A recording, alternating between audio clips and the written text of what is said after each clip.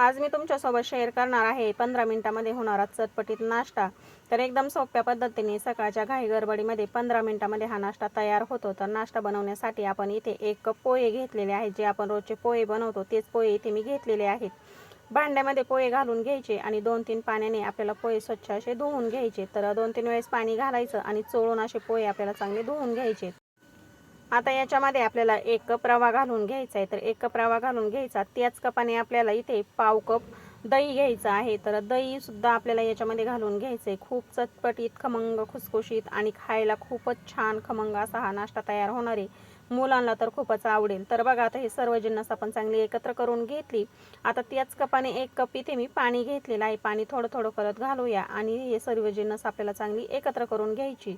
तर 15 मिनिटांमध्ये हा नाश्ता तयार होतो। नक्की बनवून बघा, व्हिडिओ पूर्ण बघा। तर आता संपूर्ण 1 कप भर पाणी आपण याच्यामध्ये घालून घेतलं, हे चांगलं चमच्याने एकत्र करून घेतलं। आता 7-8 मिनिटांसाठी आपण हे झाकून बाजूला ठेवलंय। मिक्सरचं भांडं घेतलंय, याच्यामध्ये अर्धी वाटी इथे मी ओल्या खोबऱ्याचे काप करून घेतलेले आहेत। 3-4 हिरव्या मिरच्या मोडून घातल्यात, 1 तुकडा आपण अद्रकचा घालून घेतला आणि इथे मी अर्धी वाटी भाजून घेतलेले शेंगदाणे घालून घेतलेले आहेत। 2 चमचे आपण याच्यामध्ये भाजून घेतलेले तीळ सुद्धा घालणार आहोत। अर्धा चमचा जिरे घालूयात आणि चवीप्रमाणे मीठ घालून घ्यायचे। मूठभर आपण कोथिंबीर घालून घेतलेली आहे, रंग खूप छान येतो चटणीला। आता याच्यामध्ये आपल्याला पाणी घालायचं आणि चटणी बारीक अशी वाटण करून घ्यायची। तर बघा, पाणी घालून मी चटणी छान अशी बारीक वाटण करून घेतली। एक भांड्यामध्ये काढून घेऊ।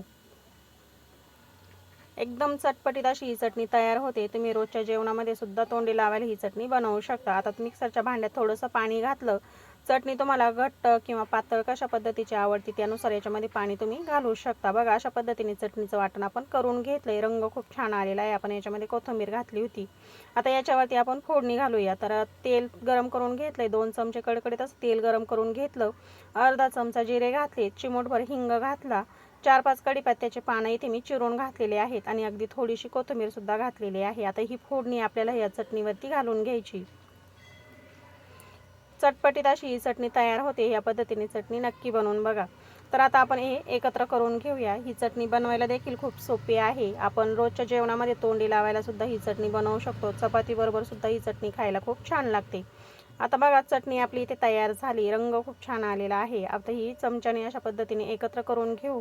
अशा पद्धतीची चटणी बनवून ठेवायची, खूप छान लागते।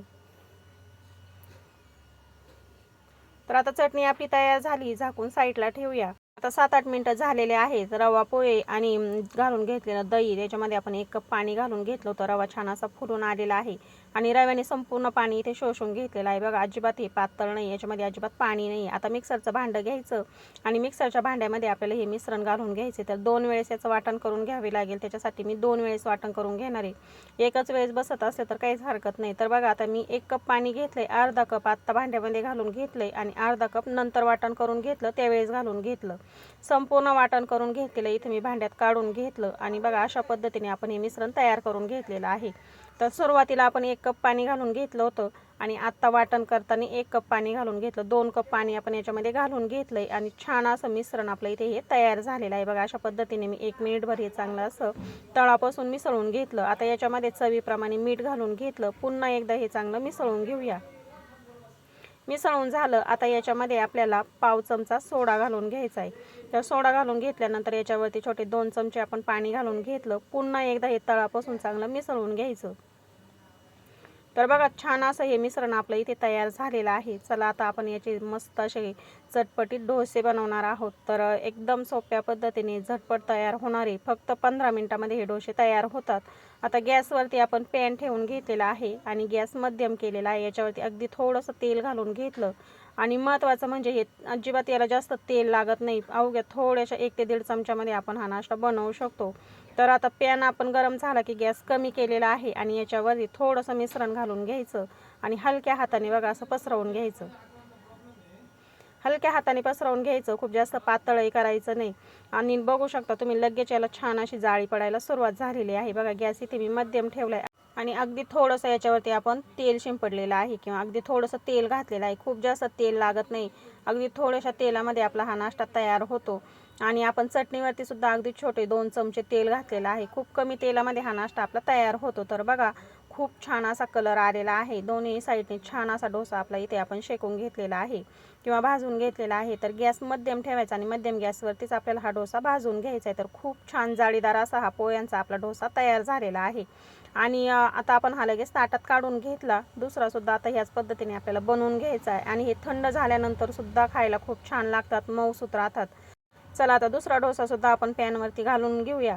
आता हे मिश्रण घालताना पुन्हा मी तेल लावलेलं नाही पॅनला, असा डोसा आपण याच्यावरती बनवून घेतलेला आहे। सारखं सारखं तेल लावायची सुद्धा काही गरज पडत नाही।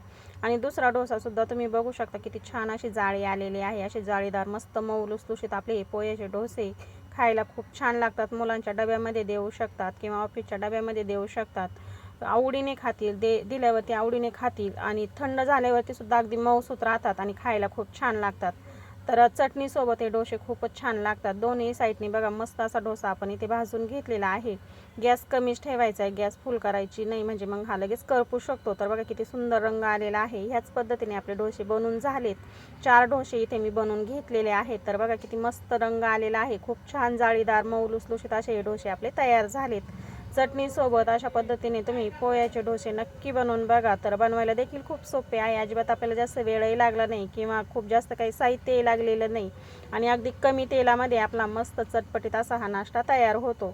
तर बघा चटपटीत अशी आपली इथे चटणी तयार झालेली आहे आणि सोबत आपले खमंग खुसखुशीत जाळीदार असे मऊ लुसलुशीत आपले डोसे सुद्धा झालेले आहेत। तुम्ही सुद्धा ह्या पद्धतीने डोसे नक्की बनवून बघा, बनवायला खूप सोपे आहे। अवघ्या 15 मिनिटामध्ये हे डोसे आणि चटणी तयार होते। अजिबात जास्त वेळ लागत नाही। थंड झाल्यावरती सुद्धा हे डोसे मऊसूत राहतात आणि खायला चांगले लागतात। तर मुलांच्या डब्यामध्ये तुम्ही अशा पद्धतीने डोसे द्या, मुलांना सुद्धा आवडतील। बघा एकदम सोप्या पद्धतीने 15 मिनिटामध्ये एकदम भन्नाट असा आपला नाश्ता इथे तयार झालेला आहे। तर आजचा हा व्हिडिओ कसा वाटला मला कमेंटमध्ये नक्की सांगा। तुम्हाला जर हा व्हिडिओ मनापासून आवडला असेल तर व्हिडिओला लाईक करा, शेअर करा। माझ्या चॅनलवरती जर तुम्ही नवीन आलेला असाल तर प्लीज चॅनल सबस्क्राईब करा। शेजारी हाईप असं नाव आहे ते सुद्धा क्लिक करा, म्हणजे व्हिडिओ आपला जास्तीत जास्त लोकांपर्यंत जाण्यासाठी मदत होते। तर मस्त चटपटीत असा 15 मिनिटामध्ये आपला नाश्ता तयार झालेला आहे। वेळात वेळ काढून व्हिडिओ बघितल्याबद्दल अगदी मनापासून तुम्हा सगळ्यांना धन्यवाद।